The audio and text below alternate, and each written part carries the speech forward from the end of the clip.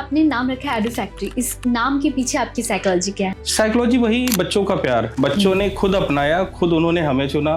तो जैसे अभी बहुत सारी प्रयागराज में कोचिंग्स हैं, जी। तो एडू फैक्ट्री इन सभी कोचिंग से अलग कैसे है? तो जो आपका टीचिंग मॉडल है, इसको हम बेयर एक्ट स्टडी और कॉन्सेप्चुअल क्लैरिटी और case law analysis answer writing से कैसे जोड़ा जा सकता है? सर, आपसे एडू फैक्ट्री के बारे में हमने बात किया, अब हम आपकी पर्सनल लाइफ के बारे में कुछ बात करना चाहते हैं। तो वो समाज का ये था कि पिताजी की जिस दिन डेथ हुई थी उस दिन भी हमारे रिश्तेदार अगर हमारे घर आए थे तो उन्होंने हमें ताना मारने में नहीं छोड़ा था। एक चीज और रहता है कि गाइडेंस नहीं मिलता है, उसके साथ साथ एक जो सोशल सपोर्ट होता है वो भी नहीं मिलता है। आदमी आपको एक अच्छी सीख क्या दे, आपको पीछे खींचने का प्रयास करते हैं। आपकी शादी कब हुई? हमारी शादी भी 2021 में हुई थी। अच्छा। तो उस समय ये हालत हुई कि जब पहला बेटा हुआ तो जैसे जन्म के समय ही उसके साथ कुछ प्रॉब्लम्स आई। वो 3 महीने लगातार आईसीयू में रहा, तो वो सारी चीजें, पूरा बैंक बैलेंस खाली हो गया, कर्ज में था और 2 महीने बाद उस बेटे की डेथ हो गई।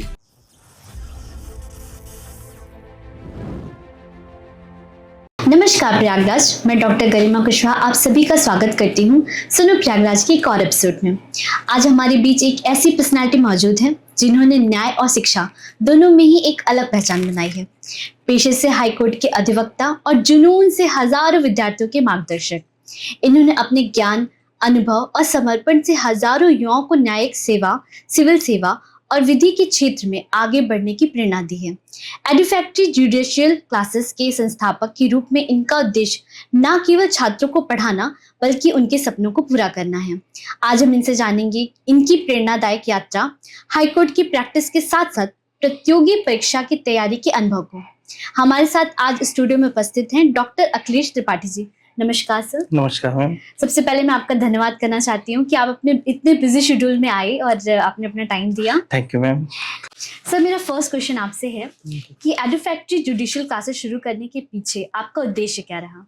उद्देश्य बेसिकली एक था, कहिए या तो ट्रेजेडी या फिर एक गॉड गिफ्ट। ओके। जैसे कुछ प्रतियोगी परीक्षाओं में मैंने एज ए मेंटर लिया, पार्टिसिपेट किया। वहाँ से बहुत सारे स्टूडेंट हमसे जुड़े जो डायरेक्टली या इनडायरेक्टली हमसे जुड़े हमारी नोट्स से, या तो उनके पीछे एक वो रहा कि उनका जो जुनून था या जो उनका सामने से रिस्पॉन्स आया, वो चाहते थे कि सर हम सिर्फ आपसे पढ़ेंगे, आप हमें कैसे भी पढ़ा दीजिए, किसी भी तरह पढ़ा दीजिए, हमें सिर्फ आपसे पढ़ना है। और इस वजह से शुरुआत होती है एडू फैक्ट्री की। सर, आपने नाम रखा है एडू फैक्ट्री, इस नाम के पीछे आपकी साइकोलॉजी क्या है? साइकोलॉजी वही बच्चों का प्यार, बच्चों ने खुद अपनाया, खुद उन्होंने हमें चुना। और उनका शुरू में तो ये था कि सर अगर आप हमारे लिए कोई प्लेटफॉर्म नहीं मुहैया कराएंगे तो आप जहाँ रह रहे हैं हम वहीं आ जाएंगे। हम आपके साथ, आप जमीन में बैठ के पढ़ेंगे लेकिन आपसे पढ़ेंगे। तो ये एक फैक्ट्री है जो एजुकेशन प्रोवाइड कराती है। इसका उद्देश्य कोई कॉमर्शियल नहीं रहा है, इस वजह से हमने इसका नाम ही रखा है edu factory. Edu factory, okay. तो एडू फैक्ट्री जैसे अभी बहुत सारी प्रयागराज में कोचिंग्स हैं, तो एडू फैक्ट्री इन सभी कोचिंग से अलग कैसे सर? अलग इस वजह से है, हमने वही बताया ना कि हमारी कोचिंग में कॉमर्शियलाइजेशन नहीं है। हर कोचिंग में टीचर वो पढ़ाता है जो वो चाहता है, वो सिलेबस वो तैयार करता है, पढ़ाने का तरीका क्या है। एडू फैक्ट्री स्टूडेंट्स के अकॉर्डिंग चलता है। हम पूरी छूट देते हैं अपने स्टूडेंट्स को, उनको प्रॉपर ये रहता है कि हाँ वो जैसा चाहते हैं उस तरह से पढ़े। हाँ ये है कि वो बियॉन्ड द सिलेबस ना जाए। तो एजुकेशन हम वो प्रोवाइड कराते हैं जो स्टूडेंट के अकॉर्डिंग स्टूडेंट के लिए होती है। ओके सर, जो आपका टीचिंग मॉडल है इसको हम बेयर एक्ट स्टडी और कॉन्सेप्चुअल क्लैरिटी और case law analysis answer writing से कैसे जोड़ा जा सकता है? बिल्कुल, देखिए बेयर एक्ट के बिना जुडिशरी की प्रिपरेशन तो पॉसिबल है नहीं। अब हम भी जो कोर फैक्ट होता है, चाहे वो प्रीलिम्स की हो प्रिपरेशन या मेंस की हो, तो हम फोकस तो बेयर एक्ट को ही करते हैं। ओके। स्पेशली हम बच्चों को कहते भी हैं अपने लेक्चर्स में कि आप अपने जो आपका स्टडी का शेड्यूल है, आप अपने स्टडी आवर में कुछ टाइम दीजिए जहाँ पे आप स्पेसिफिक रीडिंग जो है वो केवल बेयर एक्ट की करिए। प्लस बेयर एक्ट के साथ साथ जो उसका इंटरप्रिटेशन है उसको हम प्रोवाइड कराते हैं। उसी के अकॉर्डिंग हम जो है उस पे अपनी कमेंट्री या जो अपने जो प्रॉपर वे में, जैसे केस स्टडी करना, उससे रिलेटेड जो केस है, उन सब सारी चीजों को हम सबमिट करते हैं। उसके अकॉर्डिंग हम अपना जो है लेक्चर वो बनाते हैं। Okay sir. सर, आपसे एडुकेट फैक्ट्री के बारे में हमने बात किया, अब हम आपकी पर्सनल लाइफ के बारे में कुछ बात करना चाहते हैं। तो सबसे पहले आपका बचपन, परिवार और प्रारंभिक जीवन के बारे में कुछ बताइए सर। बचपन तो जी गांव में बीता है। अच्छा। और बेसिकली मैं प्रतापगढ़ से बिलोंग कर रहा हूँ, प्रतापगढ़ कुंडा। ओके। और गांव ऐसा था कि हमारी 12th तक जब पढ़ाई हुई थी तो हमारे गांव में लाइट भी नहीं थी, ना पक्की सड़क थी, ना लाइट थी। तो हम लोगों ने किस तरह से, जैसे तो आपने कैसा एरा देखा है जहाँ पे लाइट नहीं थी बिल्कुल, और एक आज का एरा? हाँ, तो बचपन वहां से, हाँ, लेकिन एक चीज था कि पारिवारिक पृष्ठभूमि जो थी वो शैक्षिक रही है। अच्छा। बाबा जी हमारे प्रिंसिपल थे, उन्हें 4 भाषाओं का ज्ञान था, हिंदी, इंग्लिश, संस्कृत, उर्दू, बराबर दक्षता थी। माता जी का बड़ा रोल रहा है बचपन से, हमारी मम्मी का रोल बहुत बड़ा रहा है, हमको हमेशा उन्होंने मोटिवेट किया। साथ में पापा का सपोर्ट रहा है। तो ठीक है, जिस गांव में रहे वहां बुनियादी शिक्षा भले ना रही हो, हमें 10 किलोमीटर 12 किलोमीटर जाना पड़ता था, साइकिल से जाना पड़ता था पढ़ने के लिए। एक बार कोचिंग के लिए जाते थे, फिर स्कूल के लिए जाते थे बार बार। तो ठीक है, वो संघर्ष इस वजह से आसान हो गया कि घर से सपोर्ट अच्छा मिला। तो सर, क्या आपने बचपन में डिसाइड कर लिया था कि आपको लॉ के फील्ड में जाना है, या कोई ऐसा इंसिडेंट हुआ? इंसिडेंट ये रहा कि पिताजी, जो हमारे पापा जी थे, वो थोड़ा सा सामाजिक कार्यों से जुड़े हुए थे।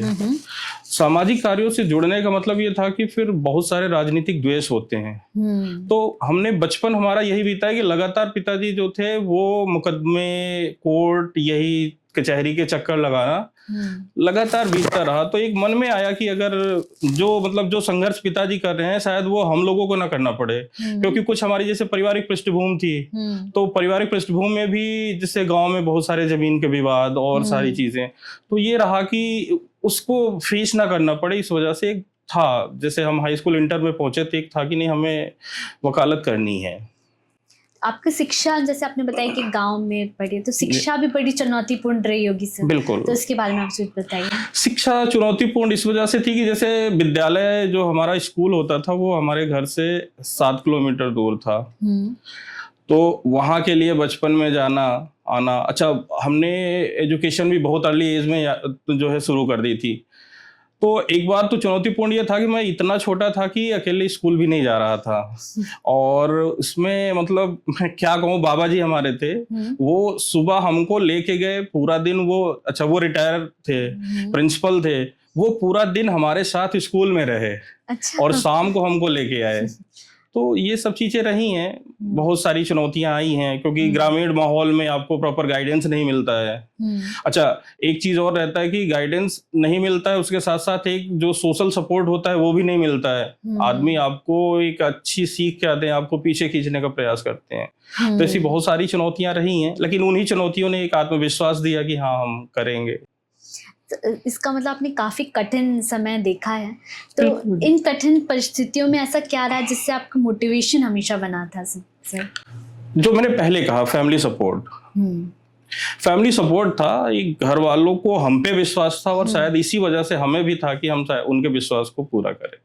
जैसे अपने परिवार को सबसे ऊपर रखा है अभी तक, जब से हम बातचीत कर रहे हैं, तो आपके परिवार का कैसा योगदान रहा आपकी शिक्षा में, और ये आपकी जो भी प्रोफेशनल लाइफ है उसमें आपका परिवार का कैसा योगदान है सर? परिवार का योगदान देखिए, एक शब्दों में बताएंगे, जैसे आप अगर प्रतियोगी परीक्षा की तैयारी कर रहे हैं, आपके 8-10 साल बीत जाते हैं, अगर आपका फाइनल सिलेक्शन नहीं होता है, तो वो ताने जो समाज के मिलते हैं, आपसे ज्यादा आपके परिवार वालों को मिलते हैं। तो परिवार को वही चीज रही, जैसे पिताजी की डेथ हो गई थी 2019 में, और ये मेरा दुर्भाग्य था कि हमें आज भी याद है, मेरा 26 मार्च को इंटरव्यू था यूपीएससी का, और उसके 7 दिन पहले 19 मार्च को पिताजी की डेथ हो गई थी। तो वो चीजें, और समाज का ये था कि पिताजी की जिस दिन डेथ हुई थी उस दिन भी हमारे रिश्तेदार अगर हमारे घर आए थे तो उन्होंने हमें ताना मारने में नहीं छोड़ा था। तो वो चुनौतियां, माताजी की तबीयत खराब रहती थी, उनसे भी जो रिश्तेदार आते थे तो उनके लिए 1-2 क्वेश्चन फिट रहता था कि हाँ, कैसे ताना मारे। सभी प्रतियोगी छात्रों के साथ बिल्कुल, तो वो सारी चीजें रही हैं। तो जो संघर्ष हमने किया है, हमारे साथ साथ हमारे माता पिता ने भी वो संघर्ष किया है, और शायद उसी संघर्ष की बदौलत आज मैं जो कुछ भी हूँ, उसमें उनका बहुत बड़ा रोल रहा है। माँ बाप का बच्चों की लाइफ में बहुत बड़ा रोल होता है। तो आपके जीवन के ऐसे कौन से संस्कार थे जिससे आपकी जीवन शैली पर बहुत इफेक्ट पड़ा, और आपको लगता है कि वो आपके निर्णय पे भी इफेक्ट डालते हैं? हार्ड वर्क और डिसिप्लिन, ये 2 चीज रही है। हार्डवर्क और डिसिप्लिन। बचपन से एक चीज था कि हाँ, एक जो अनुशासन में रहना है हमें, जैसे हम दिल्ली में भी रहे, हॉस्टल लाइफ रही, वहां तक था कि लेट नाइट स्टडी करना, रात में घूमना, वो करना। हम अकेले भी रहे, लेकिन हाँ एक घर का अनुशासन था। हमें जैसे लगता था कि एक हमारे पीछे कोई एक डिवाइन पावर है जैसे, या एक अपनापन है। अगर हम घर से 1 मिनट भी लेट हो रहे हैं शाम को, तो हमें लगता था वो चीज हमें पुश करती है कि नहीं हमें घर जाना चाहिए। तो शायद एक वो डिसिप्लिन। दूसरा एक रहा है कि हार्ड वर्क। हमें ये एक चीज शुरू से लगने लगी कि शायद हम उस माहौल में मिले हैं, या भगवान ने हमें एक चीज दिया है कि हम मेहनत कर सकते हैं। तो हार्ड वर्क बहुत बड़ा रोल रहा है। अगर आज के डॉक्टर अखिलेश त्रिपाठी जी अपने बचपन के अखिलेश से मिलेंगे तो उससे आप क्या सलाह देंगे? सलाह ये था कि बचपन का अखिलेश जो था वो निश्चिंत था। उसके ऊपर कोई दबाव नहीं था, उसके ऊपर कोई जिम्मेदारियां नहीं थी। आज पारिवारिक जिम्मेदारियां हैं, समाज की कई संस्थाओं से जुड़ा हूं, तो एक सामाजिक जिम्मेदारी है। और उससे बड़ा जो मेरा बहुत बड़ा परिवार है एडू फैक्ट्री का, तो हजारों छात्रों की जिम्मेदारियां हमारे साथ है। जैसे आज गुरु पूर्णिमा है, सुबह से हमने अभी मतलब रीड नहीं किया, लेकिन वैसे देखा हमारे पास लगभग 5,500 से ज्यादा मैसेज आए हैं। तो ये एक मैं समझता हूँ एक अचीवमेंट है मेरे लिए। और अचीव कर लेना बड़ी बात नहीं है, उस अचीवमेंट को संभालना बहुत बड़ी बात है। इन सब के प्यार को संभालना ये बहुत बड़ी बात है। तो शायद थोड़ा सा ये मानता हूँ कि हाँ पहले के अखिलेश में एक निश्चिंतता थी, शायद आज वो थोड़ी सी हेक्टिक हो गई है। तो आपके प्रारंभिक जीवन से ये पता चलता है कि आपकी जो उपलब्धियां हैं बड़े ही कष्ट और संघर्ष से आपने प्राप्त की हैं। जो आज एक लॉ आप कोचिंग चला रहे हैं या फिर आप वकालत कर रहे हैं, उसके पीछे आपका हार्डवर्क और डिसिप्लिन रहा है। बिल्कुल। सर मेरा नेक्स्ट क्वेश्चन आपसे ये कि आपने टीचिंग की कब शुरुआत की, टीचिंग कैरियर को कैसे चुना? टीचिंग एक्सीडेंटली आया था मेरा। शुरुआत में था कि बचपन से जुनून था कि हाँ सिविल सेवा में या जुडिशरी की सेवा में जाना है, प्रशासनिक सेवा में जाना है। 2022 में मेरे साथ ट्रेजेडी होती है कि जब मेरी शादी होती है, पहला बेटा हुआ। आपकी शादी कब हुई सर? हमारी शादी भी 2021 में हुई थी। अच्छा, 2021 हाँ में। तो उस समय ये हालत हुई कि जब पहला बेटा हुआ तो जैसे जन्म के समय ही उसके साथ कुछ प्रॉब्लम्स आई। अच्छा। और वो लगभग 2-3 महीने आईसीयू में रहा।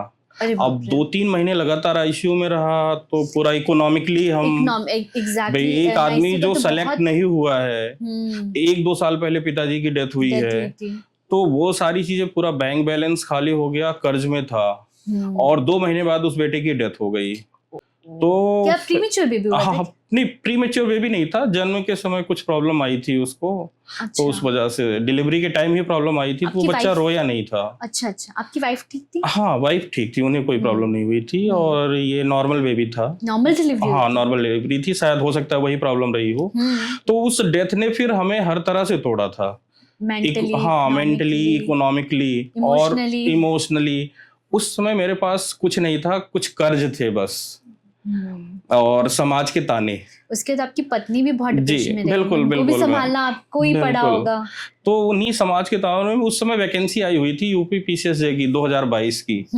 मैं एलिजिबल था, तो मुझे लगा कि एक बार इसको ट्राई कर लेते हैं। और मेरे पास मतलब खोने के लिए कुछ नहीं था, 1 महीने का टाइम था। उस 1 महीने मैंने पढ़ा है, जो स्टूडेंट पढ़ाई की, एक संस्थान ज्वाइन किया, रात दिन मेहनत की। अच्छा उसमें ये था कि मेरा स्कोर बड़ा अच्छा आया। जब प्रीलिम्स का रिजल्ट आया तो मेरा मतलब 150 में आउट ऑफ 135 प्लस जा रहा था।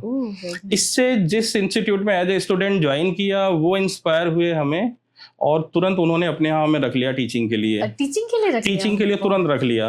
अब ये एक अच्छी चीज ये हुई कि फिर धीरे धीरे स्टूडेंट का प्यार बढ़ता रहा, और फिर स्टूडेंट्स को लगा कि नहीं हमें आपसे पढ़ना है, जुड़ते गए।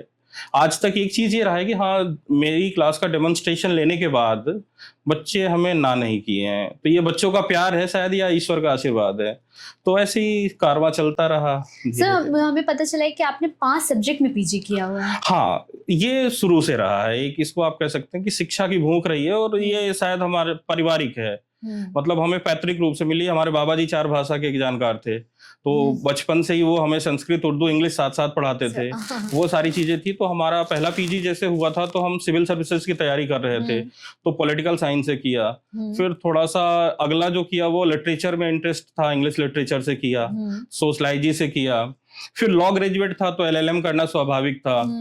फिर पीजीडीसीए किया, और बाद में जेआरएफ किया, मेरी पीएचडी भी कंप्लीट हुई है, तो इस वजह से 5 पीजी और एक, हाँ अभी भी है एक मेरा संस्कृत से करने का सपना बाकी है, अगर शायद भविष्य में मिला तो। जी बिल्कुल। तो मतलब आप 6 सब्जेक्ट से पीजी करने वाले हैं फिर? 6 फाइनल नहीं कह सकते, लेकिन हाँ 6वां है संस्कृत आपका होने वाला है। हाँ। सर आपका पहली बार क्लास का अनुभव बताइए, कैसा रहा?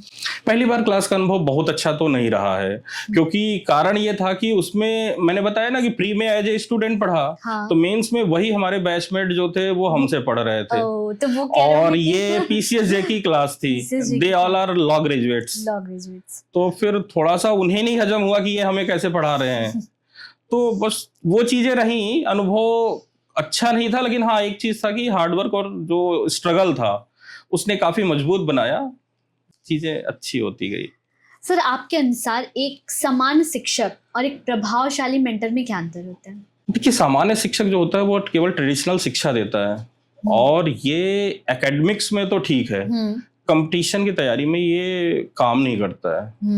प्रभावशाली मेंटर एक वो होता है कि उसका आपके साथ एक इमोशनली अटैचमेंट होता है, और जब तक टीचर आपसे इमोशनली अटैच नहीं होता है फिर आप अपना परफेक्ट डेडिकेशन नहीं दे पाते हैं। तो इस वजह से मैं मानता हूँ कि हाँ, मेंटर की भूमिका बहुत बड़ी होती है, स्पेशली इन कंपटीशन। सर मुझे लगता है मेंटर ना लाइफ डिसाइड करता है बहुत सारे Exactly. और आपने तो बहुत सारे स्टूडेंट्स को पढ़ाया होगा सर जी। तो कोई एक ऐसा विशेष स्टूडेंट जो आपको याद हो जिसकी संघर्ष या सफलता ने आपको बहुत प्रेरित किया हो? हाँ, एक है, नाम तो मैं नहीं लूंगा, लेकिन उनकी भी यही कंडीशन थी। जब उन्होंने हमारा इंस्टीट्यूट ज्वाइन किया तो उनके पास पैसे नहीं थे, और ऐसा होता है कि जैसे शुरू में बहुत सारे बच्चे कहते हैं, काफी अमीर बच्चे भी कहते हैं कि सर हमारे पास पैसे नहीं हैं, ये है। अच्छा, हमने भी उनसे शुरू में यही कहा, मैंने उनसे बहुत ऐसे मतलब उनकी बात पे बिलीव नहीं किया, लेकिन फिर मुझे पता चला, एहसास हुआ। उन्होंने मुझसे कभी ये नहीं कहा कि सर मेरी फीस कम कर दीजिए या नहीं कर पाऊंगा। उन्होंने बस ये कहा था कि सर हमें पढ़ा दीजिए, हम धीरे धीरे करके आपका दे देंगे, हम 100 रुपए करके दे देंगे, लेकिन हम दे देंगे। और फिर हमें बाद में पता चला कि वो सुबह जो है पेपर हॉकिंग का काम करते थे, पेपर बांटते थे। अच्छा। दवा एमआर थे, वो दिन भर दवाओं की सप्लाई करते थे और पढ़ते थे। हाँ, तो जैसे खैर ये एक आध हफ्ते में हमें पता चला, और हमने फिर खैर उनसे कभी फीस नहीं लिया, बल्कि वो फिर ये कहे कि नहीं सर हम पढ़ेंगे नहीं बिना गुरु दक्षिणा के। मैंने कहा भाई जिस दिन सिलेक्शन ले लेना उस दिन मैं फीस लूंगा, पूरी ब्याज सहित फीस लूंगा आपसे। और निश्चित तौर पे वो अभी बिहार में सेलेक्टेड हैं, और ये बहुत इंस्पायर, उनके स्ट्रगल को हमने इंस्पायर किया। और मुझे लगता है कि देखिए सर, ये मेरा पर्सनल ओपिनियन ऐसा है, जिसके पास सब कुछ है उसको ना कुछ करने का मन नहीं करता, जिसके पास नहीं है वो इतना संघर्ष करते हैं। बिल्कुल कहावत है, आवश्यकता आविष्कार की जर्नी है जी।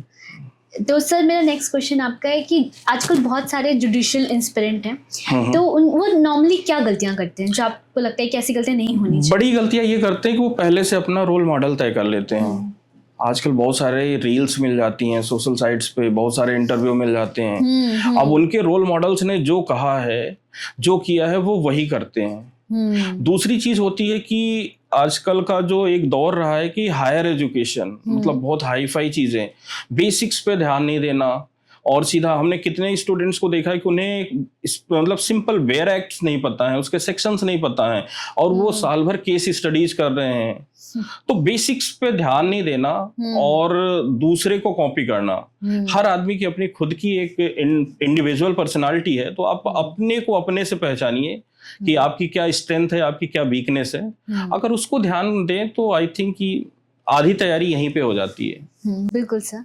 सर आपको क्या लगता है कि सिर्फ एक अच्छे नोट्स या फिर कोचिंग से जुडिशियल क्लासेस एग्जाम पास किया जा सकता है? नहीं, कभी नहीं। जैसे बहुत से लोग ऐसे सोचते हैं नोट्स हमने ऑनलाइन खरीद लिए, बस वो पढ़ लेंगे और अगर अच्छी नोट से और कोचिंग से होता तो आज बहुत सारे संस्थान हैं जो 1 लाख 1.5 लाख फीस कर रहे हैं, शायद वो 10 लाख 25 लाख रुपए लेते, और शायद ये भी कम है अगर केवल नोट से सिलेक्शन हो जाता तो।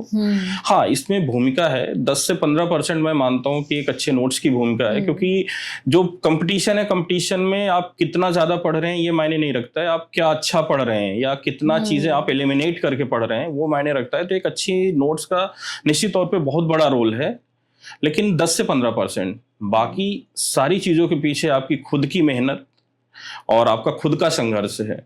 क्योंकि मेरा एक ये मानना है, मैं अपनी क्लास में भी एक चीज कहता हूँ कि सफलता जो है एक स्वर्ग की तरह है, और स्वर्ग आपको तभी दिखेगा जब आप खुद मरोगे। तो इसके लिए आपको खुद को तपाना पड़ेगा।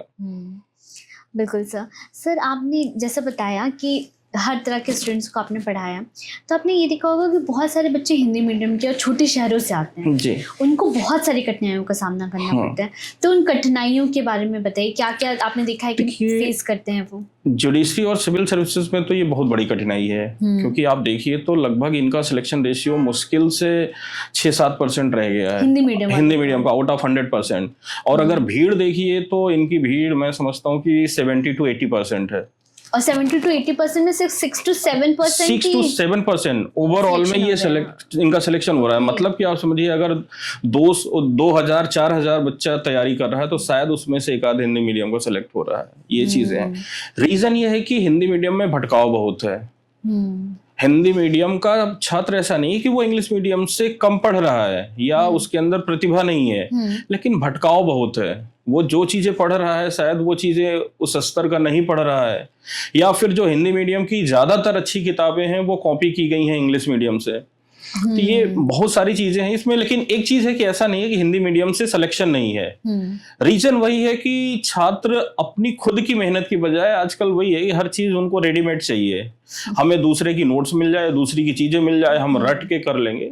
तो ये बहुत बड़ा है, क्योंकि जैसे पिछली बार हमारे 1-2 छात्र रहे हैं जो एपीओ में भी सेलेक्ट हुए थे और जुडिशरी में भी सेलेक्ट हुए थे, हिंदी मीडियम के रहे हैं। तो उनसे हमने जब बेसिकली यही पूछा तो उनका सिर्फ यही, अच्छा उनके यहाँ मैं गया भी, देखा कि ऐसा क्या इन्होंने स्पेशल किया।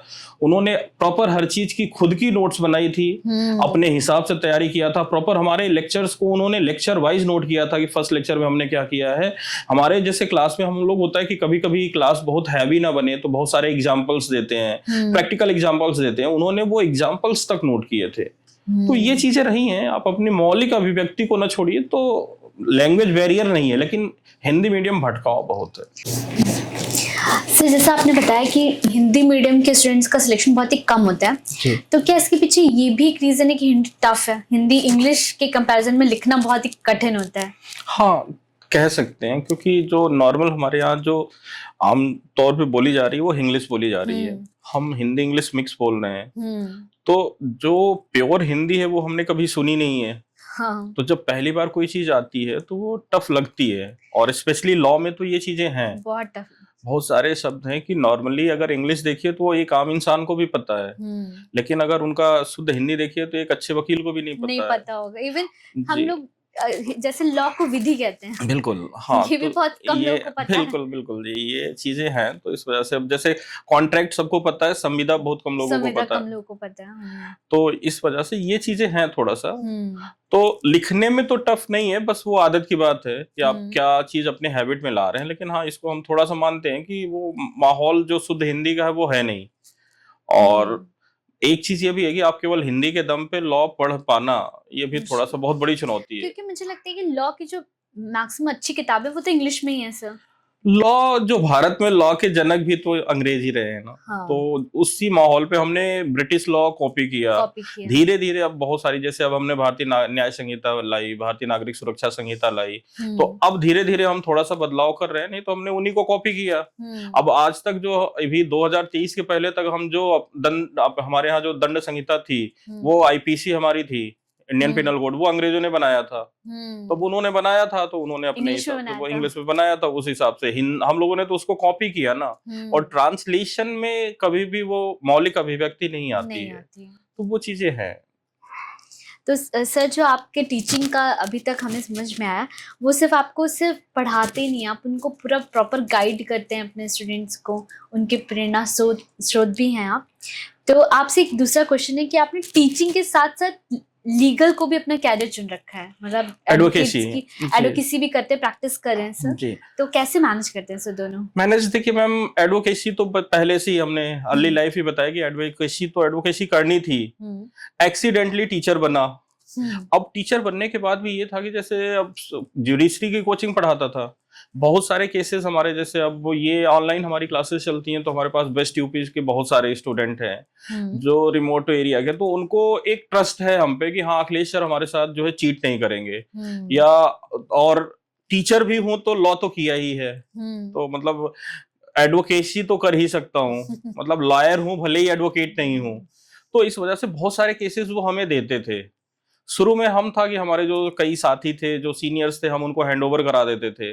कई बार हुआ कि उन्होंने फिर उन बच्चों का ट्रस्ट तोड़ा, और उसमें ट्रस्ट जो टूटा वो मेरा टूटा, क्योंकि वो बच्चों ने हमें भरोसा किया। सही बात है, डायरेक्ट, क्योंकि आप जी। ही ब्रिज थे। बिल्कुल। और दूसरा था कि आजकल जैसे बहुत सारी जो प्रतियोगी परीक्षाएं आ रही है, जैसे हायर जुडिशरी आ रही है, तो उसमें है कि प्रैक्टिस सब मस्ट कर दिया गया है।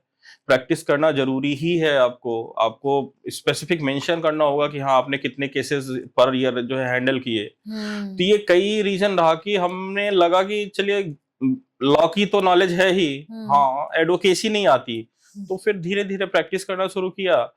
स्टूडेंट्स का बड़ा रोल वही, बच्चों का प्यार, केसेस मिलते गए, चलती गई चीजें। तो सर, अभी आप इलाहाबाद हाईकोर्ट में प्रैक्टिस कर रहे हैं जी। तो इलाहाबाद हाईकोर्ट की शुरुआती, जो कहते हैं ना, स्टार्टिंग बड़ी स्ट्रगलफुल होती है इलाहाबाद हाईकोर्ट की, बहुत तो ज्यादा। वो उसकी जर्नी के बारे में कुछ बहुत ज्यादा स्ट्रगल रहा, क्योंकि लॉ मैंने जैसे 2003-4 में पूरा किया, रजिस्ट्रेशन कराया 2019 में, एक 20 साल का गैप, और उस 20 साल के गैप में एक 10 साल का टीचर कि जब वो कोर्ट जाता था तो कम से कम सैकड़ों स्टूडेंट जो थे, जो हमारे स्टूडेंट वहां प्रैक्टिस कर रहे हैं और अच्छे वकील हैं, उन्होंने अपने आप को स्थापित किया है। एक एज ए टीचर उनकी हमारे प्रति बहुत अच्छी रिस्पेक्ट है। उन्हें पता है कि सर को लॉ बहुत अच्छे से आता है। हाँ, लेकिन सर को लॉ आता है, एडवोकेसी नहीं आती है। तो शुरू में था, संघर्ष बहुत था। अच्छा, हमें भी थोड़ा सा इंट्रोवर्ट सा फील करना शुरू में, लोगों से जो चीजें हमें नहीं, जो हेल्प की जरूरत है, जो गाइडेंस की जरूरत है, वो भी लगता था कि यार पूछें क्या, क्योंकि एक साथ में एक इमेज थी अखिलेश सर की। शायद वो एक अखिलेश अगर गया होता तो वो दिन शायद उतने टफ ना लगते, वो चीजें थी। लेकिन धीरे धीरे हमने अब संतुलन दोनों में स्थापित किया, चीजें अब नॉर्मल हैं। सर, इलाहाबाद हाईकोर्ट एशिया का बहुत सबसे बड़ा हाईकोर्ट भी कहा जाता है जी। तो यहाँ पे बहुत सारे एडवोकेट्स हैं। जब नए एक एडवोकेट आता है तो उसे क्या क्या चैलेंजेस का सामना करना पड़ता है सर? देखिए, एडवोकेसी में बड़ा चैलेंजेस ये है कि आपका बैकग्राउंड लॉ का है या नहीं है। ये सब मतलब प्रैक्टिकल हाँ, आप बता अगर रहे हैं आपका बिल्कुल सबसे बड़ा प्रैक्टिकल है कि अगर आपका फैमिली बैकग्राउंड है, तब तो आपको बचपन से वो माहौल मिलता है, आपको प्रॉपर गाइडेंस मिल जाता है। अदरवाइज अगर आप किसी के अंडर में जाते हैं तो कोई भी सीनियर आपको लॉ नहीं सिखाना चाहता है अपने जूनियर्स को। हाँ, तो वो सारी चीजें होती हैं। अच्छा, बच्चों को, नए बच्चे हैं तो उनको एक बड़ा ब्रांड मिल गया कि हाँ, हम इनके अंडर में प्रैक्टिस कर रहे हैं, तो उनको एक सपने तो बड़े अच्छे दिखाए जाते हैं, लेकिन 4 साल 6 साल वो जाते हैं और वो जैसे उन्होंने ज्वाइन किया था वही जूनियर बने रहते हैं। तो ये सारी चीजें हैं कि इस भीड़ में स्थापित कर पाना बहुत बड़ी चुनौती रही, चुनौतीपूर्ण। बट वही है। अच्छा, लेकिन इसमें भी वही चीज है कि वो निर्भर दूसरे पे हो जाते हैं, और यही आपके सीनियर भी चाहते हैं कि ये हम पे निर्भर रहे। तो ये बहुत बड़ी चुनौती है। सर, जैसे एडवोकेसी एक बहुत डिफिकल्ट प्रोफेशन में माना जाता है, तो आपने देखा होगा जो नए एडवोकेट्स आते हैं प्रोफेशनल लाइफ में बहुत सी गलतियां कर देते हैं, तो वो कौन कौन सी गलतियां आपको लगता है कि नए एडवोकेट्स ये गलतियां करते हैं? सबसे बड़ी गलती ये होती है कि जो लॉ पढ़ते हैं वो थ्योरी पढ़ते हैं, अब यहाँ आके उन्हें प्रैक्टिकल करना रहता है, वो सारी चीजें। तो लिटिगेशन में अब आपको केस कैसे शूट करना है, कैसे क्या फाइलिंग करना है, ये सारी बहुत बड़ी गलतियां रहती हैं। दूसरी चीज से होती है कि हर जो नया एडवोकेट आता है वो शॉर्टकट खोजता है कि हम कैसे जो है रातों रात करोड़पति बन जाएं या रातों रात बहुत बड़े वकील बन जाएं। वो बड़े वकीलों को देखते हैं और तो वो स्ट्रगल करना नहीं चाहता है। तो ये बहुत बड़ी चीज, बहुत बड़ी गलती है। आप शॉर्टकट्स ना अपनाइए, जो सफलता मिलेगी वो निश्चित संघर्ष के बाद मिलेगी और बहुत अच्छी सफलता मिलेगी। क्योंकि एक ये कहावत होती है कि शुरू में पैसे नहीं मिलते, सिर्फ मेहनत लगती है। धीरे धीरे थोड़ा पैसा रहता है, थोड़ी मेहनत रहती है, लेकिन जिस दिन आप मैच्योर हो जाते हैं बहुत कम मेहनत होती है और बहुत ज्यादा पैसा होता है। हाँ, वो तो है। जो एक सीनियर एडवोकेट्स होते हैं उनको बहुत स्ट्रगल नहीं करना पड़ता। बिल्कुल, तो एक स्टेज है, उसको उस प्रक्रिया से गुजरना ही पड़ेगा। बिल्कुल सर। सही क्वेश्चन आपसे और था कि आजकल ना बहुत से लॉ कॉलेज सडनली खुल गए हैं और बहुत से स्टूडेंट्स, अभी आपने भी देखा होगा इलाहाबाद हाईकोर्ट में, उसके बारे में क्या क्या विचार है कि क्या ये सही है इतने सारे लॉ कॉलेजेस का होना, क्या इतने एडवोकेट्स की जरूरत है हमें? देखिए, एडवोकेट्स की तो जरूरत नहीं है, इतने एडवोकेट्स की जरूरत जिस नहीं हिसाब है। से लोग हाँ, आ रहे हैं अभी। थोड़ा सा मैं ये शायद हो सकता है कि एडवोकेट्स को अच्छा भी ना लगे, एक विवादित कुछ आंसर दे रहा हूँ, इतने एडवोकेट्स की जरूरत नहीं है, लेकिन हाँ लॉ के नॉलेज की तो जरूरत है। तो क्या ये जो छोटे लॉ कॉलेजेस, अब प्रयागराज की बात करें, यहाँ पे भी बहुत सारे लॉ कॉलेज जी है, क्या उस लेवल पे पढ़ा पा रहे हैं बच्चों को नहीं, कि बिल्कुल कि नहीं वो पढ़ा पा रहे आके हैं। एक अच्छी वकालत कर सकें? कॉलेज कभी लॉ पढ़ा ही नहीं सकता है, लॉ पढ़ने की चीज है ही नहीं, लॉ सीखने की चीज है। तो कॉलेज वाले फीस तो बहुत सारी लेते हैं लॉ कराने के नाम पे। आपको देखिए हर जगह हर चीज का कमर्शलाइजेशन हो गया है, तो लॉ का काहे नहीं होगा।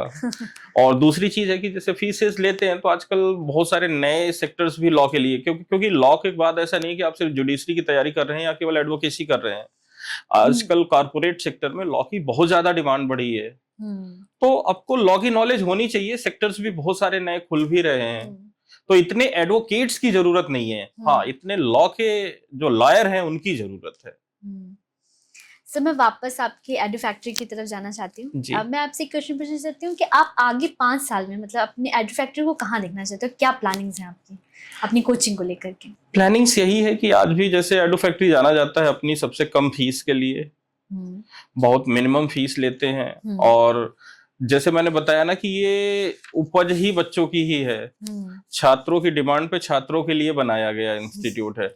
हम चाहते हैं कि वो हर एक छात्र जो जुडिशरी की तैयारी कर रहा है, शायद उसकी तैयारी में अगर मेरा एक छोटा सा भी रोल रहे तो मेरे लिए ये बहुत खुशी की बात होगी। शायद मुझे लगेगा कि हाँ, मेरा एडो फैक्ट्री खोलना सार्थक हो गया। आपका तो अपना ऐप भी है, हाँ, सारी चीजें ऐप पे चलती हैं, आपकी बहुत प्रोफेशनल वे में आप काम कर रहे हैं सर जी। तो आप उस ऐप के बारे में कुछ बताना चाहें? ऐप के बारे में यही था कि जैसे शुरुआत जब हुई तो ऐप के थ्रू ही पढ़ाता था, भले ही दूसरा शिक्षण संस्थान था। तो जब बच्चों ने हमें कहा कि हमें मतलब जो उन्होंने रेफर किया या हमसे रिक्वेस्ट किया कि नहीं सर हमें आपसे पढ़ना है, तो उसमें कई सारी चीजें लॉ की ऐसी होती है कि हम उस 1 घंटे के लिए कभी कभी हम ऐसा हुआ कि हमने 6 घंटे 8 घंटे जो है रिसर्च किया है, तब हम वो 1 घंटा पढ़ा रहे हैं। और अगर एक हमारे पास निश्चित प्लेटफॉर्म नहीं है, मान लीजिए हम डायरेक्ट किसी जूम पे या और अदर कहीं पे हमने पढ़ाया, तो वो चीजें फिर रिकॉर्ड रह नहीं जाती हैं। दूसरी चीज ये होती है कि हम कभी बुक बर्ड नहीं रहे कि हमने पहले नोट्स बनाया और वही नोट्स खड़े होके हमने जो है कॉपी करके बोल दिया। तो इस वजह से एप्स तो हमारी मजबूरी थी कि लेक्चर्स रिकॉर्ड रहे ताकि उसको बच्चे भी अनलिमिटेड टाइम देख सकें, हम भी देख सके। कई बार ऐसा नहीं है, हम भी होता है कि हमें अपने पुराने लेक्चर्स देखने होते हैं कि हाँ क्या चीजें रही हैं, कैसे रही। तो इस वजह से हमने ऐप को प्रेफरेंस दिया। और दूसरी चीज होती है कि ये आपके लिए पढ़ाने के लिए काफी फ्रेंडली भी हो जाता है। सर प्रयागराज जैसे शहर में रह करके आप जैसा सोच लेना, इसके पीछे कोई आपका प्रेरणा स्रोत था कि नहीं हम इन्होंने कुछ किसी ने गाइड किया? कैसे आपने इस लेवल तक सोचा? शायद परिस्थितियों ने गाइड किया, परिस्थितियां बनती गई, हम आगे बढ़ते गए। सर अब हम रैपिड फायर राउंड की तरफ चलते हैं। सर आपसे पूछना चाहते हैं कि एडवोकेसी या टीचिंग, कौन आपके लिए ज्यादा क्लोज है? शायद अब टीचिंग, क्योंकि बच्चों का प्यार बहुत मिला। कोर्ट रूम या क्लासरूम? क्लासरूम। नॉलेज या प्रेजेंटेशन? प्रेजेंटेशन। बेयर एक्ट या reference book? Bare act. Intelligence या डिसिप्लिन? डिसिप्लिन। डिसिप्लिन आपको लगता है कि ज्यादा? Discipline, because if you are disciplined person तो आपको इंटेलिजेंस तो खुद आ जाएगी। आपका पसंदीदा लीगल सब्जेक्ट कौन सा है सर? कॉन्स्टिट्यूशन। एक आदत जो हर जुडिशियल इंस्पिरेंट पे होनी चाहिए? Bare act reading. Bare act reading. एक गलती जो हर तैयारी करने वाला स्टूडेंट करता है? शायद बेयर एक्ट को हल्के में लेना, उसको पढ़ते ही नहीं। हाँ, जैसा आपने बताया। ओके, एक शब्द में न्याय क्या है? न्याय जो आसानी से मिल जाए और ईमानदारी से मिले। अब लास्ट सवाल है मेरा, एक लाइन में अगर आपको एडू फैक्ट्री को बताना हो तो उसका उद्देश्य को, एडू फैक्ट्री के उद्देश्य को तो क्या बताएंगे? ऑफ कोर्स एडू फैक्ट्री का उद्देश्य वही है कि एक हर छात्र जो तैयारी कर रहा है और शायद जो एडू फैक्ट्री के फाउंडर ने जो गलतियां की हैं या जिन अभाव में वो अपनी तैयारी की है, उस अभाव में दूसरा कोई स्टूडेंट उससे ना गुजरे, चाहे वो गाइडेंस के लेवल पे रहा हो, चाहे वो स्टडी के लेवल पे। क्योंकि मेरा एक पहला मोटिव होता है कि पैसे की वजह से किसी की पढ़ाई नहीं रुकनी चाहिए। अभी से बहुत सारे जुडिशरी एस्पिरेंट आपको देख रहे होंगे जी। और सुन भी रहे होंगे कि आप उनके फेवरेट टीचर रहे हैं, तो उन सभी स्टूडेंट्स के लिए कोई आपका संदेश है? संदेश यही है कि जैसे जुडिशरी के लिए सबसे बड़ा जो चिंता का विषय यही रहता है कि वैकेंसीज रेगुलर नहीं आती हैं। बहुत सारा एक डिप्रेशन का रहता है कि 2-2 साल 3-3 साल वैकेंसी नहीं आती है। तो उनके लिए मेरा बस एक है कि दोस्त पढ़ते रहो, क्योंकि जिस दिन वैकेंसी आएगी आपको 6 महीने या 8 महीने से ज्यादा का टाइम नहीं देगी। फिर 6 से 8 महीने में आपका प्रीलिम्स, मेंस और इंटरव्यू तीनों क्वालिफाई हो जाएगा, और उस इतने कम समय में आप सिर्फ रिवीजन कर सकते हो, तैयारी नहीं कर सकते हो। तो आप लगातार पढ़ते रहो। वैकेंसी आना अपने हाथ में नहीं है, लेकिन आपका सिलेक्शन अपने हाथ में है अगर आप लगातार मेहनत करते रहोगे। सर, अब हम बात करना चाहते हैं आपकी तैयारी के टाइम की, क्योंकि आपने जैसा बताया कि तैयारी के समय आपकी माता पिता को भी काफी चीजें सुननी पड़ती थी, संघर्ष उन्होंने भी किया, लेकिन आपके कुछ ऐसे संघर्ष रहे होंगे जो सिर्फ आप जानते हैं, तो उनको भी बताइए सर। बिल्कुल मैम, था मध्यम वर्गीय परिवार से, तो घर से भी, घर का भी देखना रहता था कि हाँ हम हमारे माता पिता हमें किस परिस्थितियों में पढ़ा रहे हैं, कैसे पढ़ा रहे हैं। तैयारी भी दिल्ली में करना था, मुखर्जी नगर जैसे में कॉलोनी में। तो प्रयागराज से आप दिल्ली गए थे? हाँ, प्रयागराज से हमने, हमारी जो प्रिपरेशन हुई थी जुडिशरी की या सिविल सर्विसेज की, पूरी दिल्ली में हुई थी। तो वो सारी चीजें थी। उसके साथ साथ था कि गांव से पढ़ा था, तो बेसिक्स जो हमारी एजुकेशन हुई थी, ये भी नहीं था कि बहुत हाई फाई स्कूल में हुई हो। तो वो सारी चीजें एक अपना संतुलन और सामंजस्य बढ़ाना। तो बस शुरुआत से एक चीज हमें हाँ लगा कि शायद माँ सरस्वती का आशीर्वाद है हमारे ऊपर, हार्ड वर्क कर सकता हूँ, और शायद वही मेहनत किया है हम लोगों ने। शायद 6-6 महीने 8-8 महीने हो जाते थे कि हम कॉलोनी नहीं छोड़ते थे, कोचिंग से कमरा, कमरा से कोचिंग। और लास्ट के ये दौर थे कि एग्जाम्स में हमने कई दौर ऐसे गुजरे हैं कि एक एक हफ्ते हो गए हैं सूरज नहीं देखा है। रूम से बाहर नहीं जाते थे। सुबह 5 बजे उठे, अपना नहाया, तुरंत नहाया, ब्रश किया। सर बहुत सारे लोगों के लिए बड़ा इंस्पायरिंग होगा कि मतलब तैयारी किस लेवल तक की आपने। टिफिन का खाना और उसके बाद में वही लंच, ब्रेकफास्ट, सारी चीजें, और केटल में चाय की बोतल में चाय भर लेना, केटल में बना के। वो एक दौर रहा है और एक जुनून रहा है। सर, प्रयागराज जैसे छोटे शहर से दिल्ली में जाना, वहाँ पे रहना, सारी चीजें मैनेज करना, उसमें क्या क्या कठिनाइयों का आपको लगा कि कहाँ गए, इस टाइप से कभी लगा? बड़ी कठिनाई ये होती है कि जैसे कुछ बच्चे जो जाते हैं ना, तो वो जैसे जुगनू को अगर हेडलाइट का जो फोकस होता है अगर आप दिखा दिया जाए तो वो चकाचौंध में खो जाता है। और ये चीज होती है वहां पे हर स्टूडेंट में, पॉजिटिव वे में भी, निगेटिव वे में भी। पॉजिटिवली ये होता है कि बच्चा वहां पे जाके फिर डिप्रेशन में हो जाता है, क्योंकि एक अलग माहौल मिलता है वहां पे। भाई जो बच्चा तैयारी करता है, नॉर्मली कुछ अपवाद छोड़ दिया जाए तो अपने घर और मोहल्ले का वो टॉपर होता है, लेकिन वहां जाके पता लगा कि उसे सारे टॉपर ही मिल रहे हैं, तो उस भीड़ में वो खो भी जाता है। कुछ बच्चों की जो है निगेटिव वे में भी चले जाते हैं, फिर वो अपना मेंटेन करने लगते हैं जो सोशल स्टेटस है। दिल्ली की चकाचौंध, हाँ, दिल्ली की चकाचौंध पसंद आ जाती है। हाँ जी, वैसे बहुत सारी चीजें हैं, क्लब है, जैसे एक वहां पे फैशन है कि हम अगर सिगरेट पियेंगे तो हमें नींद नहीं आएगी। तो बहुत सारी चीजें हैं, खैर ये सबके इंडिविजुअल अपने हैं, वो चीजें रही हैं। तो सबसे बड़ा संतुलन यही होता है संघर्ष का। दूसरी चीजें हैं कि थोड़ा सा वहां की लाइफ यहाँ से फास्ट है, यहाँ की लाइफ थोड़ी सी धीमी है दिल्ली की तुलना में। तो उन सब चीजों को संतुलन बनाना बहुत बड़ी चीज है। लेकिन हाँ, एक बड़ी चीज है कि आपका संघर्ष, हार्ड वर्क अगर आपके पास है, लगन है, तो कहीं भी आप, तो निश्चित तौर पे आप कहीं भी रहिए, आप सफल रहेंगे। अच्छा, जो बच्चे तैयारी कर रहे हैं उनके लिए से दिल्ली में होती है इस तरह से, आपको क्या लगता है, उनको बाहर जाना चाहिए कि अपने घर पे तैयारी करना चाहिए? देखिए, अब आजकल तो खैर बहुत जरूरी नहीं है, क्योंकि आजकल सारी चीजें ऑनलाइन अवेलेबल हैं, आपको सब चीजें आपके मोबाइल पे मिल रही हैं, सारी चीजें आपके लैपटॉप पे मिल रही हैं। तो हम ये नहीं कह रहे हैं कि आपको नहीं मिलेगी, सारी चीजें हैं। हाँ, एक चीज है कि वहां पे आप अगर पढ़ने वाले हैं तो आपको माहौल मिलेगा, वो माहौल शायद आपके घर में ना मिले या आपके शहर में ना मिले। डिसिप्लिन भी बन सकता है वहां पे, मतलब जैसे आप डिसिप्लिन भी, हाँ कह सकते हैं जब आप, लेकिन उसमें भी वही है कि वो आप पे निर्भर करता है, सेल्फ डिसिप्लिन वो आप पे निर्भर करता है। ये आप, क्योंकि देखा गया सर, जब बच्चे अकेले रहते हैं ना, तो उनको बाहर की चीजें ज्यादा अच्छी लगती हैं, जो मतलब निगेटिव चीजें होती हैं। हाँ, बहुत सारी चीजें हैं, और वो फिर निगेटिव चले जाते हैं। इसमें मैं समझता हूँ, जो मेरा कहना है कि स्टूडेंट्स के साथ साथ पेरेंट्स का भी रोल होता है। बहुत बड़ा रोल होता है। आप अपने बच्चे के कितना करीब हैं, भाई आप, एक वही चीज है ना कि आप अगर बच्चे के लिए सिर्फ उसको हर महीने पैसे दे देना, अगर आप अपनी फॉर्मेलिटी समझते हैं कि हाँ हमारा कर्तव्य यही है, तो शायद ऐसा बच्चा कहीं भी भटक सकता है। हम लोगों के एक साथ रहा कि शायद हम जैसे 13 वर्ष का मैं था जब मेरा इंटर मैंने क्वालिफाई किया था, तो उस समय मैं केवल 13 वर्ष का था, क्योंकि 13 इयर्स में हाँ आपने 13 ईयर्स में मेरा 10+2 हो गया था। रीजन बिहाइंड दैट कि जो वही हमारी माता जी और हमारे बाबा जी शुरू से ही हमने जैसे किंडरगार्टन पढ़ा, फिर फर्स्ट में गया, थर्ड का एग्जाम दे दिया, फिर हमने थर्ड के बाद में फिफ्थ में गया, फिर सिक्स में आ गया, तो मेरी नर्सरी में कई सारी क्लासेस गैप हुए थे। 13 साल में तो यहाँ पे लोग 5th 6th नहीं कर पाते हैं। हाँ हाँ बिल्कुल है, इंटरमीडिएट कर लिया। इंटरमीडिएट कर दिया। और मुझे याद है आज भी, जब मैं ग्रेजुएशन में यहाँ इलाहाबाद यूनिवर्सिटी में आता था, तो शुरू में 1 महीना गार्ड भैया ने हमें बहुत परेशान किया था। तुम कहाँ चले? हाँ, और एक बार तो हमारे सर थे, बनर्जी सर थे, अरिंदम बनर्जी सर, बीए की क्लास ले रहा था इंग्लिश लिटरेचर में, मैं पीछे बैठा था, उन्होंने कुछ बोला, कुछ पूछा, मैं पीछे से बोला, और वो हमें देख रहे थे कहाँ हो, कौन बोला। हाँ, मजाक में उन्होंने हमें कहा कि नहीं आप सीट पे खड़े हो जाओ। तो वो चीजें थी, तो इस वजह से रहा है। तो मतलब आपने काफी अर्ली स्टेज पे हाँ, सारी एजुकेशन अर्ली स्टेज पे किया। हाँ, एक चीज ये भी था कि जैसे 13 साल से घर छोड़ा, लेकिन इतना बड़ा दौर रहा है, शायद जब तक पापा थे या मम्मी, एक भी दिन हमने मिस नहीं किया कि हमारी उनकी बात ना होती हो।